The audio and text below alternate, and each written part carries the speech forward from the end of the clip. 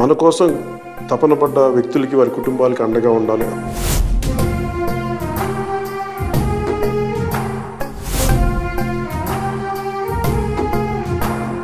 క్షేత్రస్థాయిలో ముఖ్యంగా పోరాట యాత్ర చేస్తున్నప్పుడు చాలామంది ప్రమాదాలకు గురవడం, తర్వాత వ్యక్తిగతంగా మనకున్న నాయకులు ఆ రోజు నా పక్కన ఉన్న వాళ్ళు సహాయాలు అందించడం, ఇవన్నీ చూసి క్రియాశీలక సభ్యత్వం తీసుకునే సమయంలో వారికి ఏదైనా బీమా పథకం అమలు చేయొచ్చు, దాని మీద సాధ్యాసాధ్యాలు చూడండి అంటే దాదాపు 1,00,000 మంది పైచిలకు అందరికీ కూడా బీమా పథకాన్ని వర్తింపజేశారు.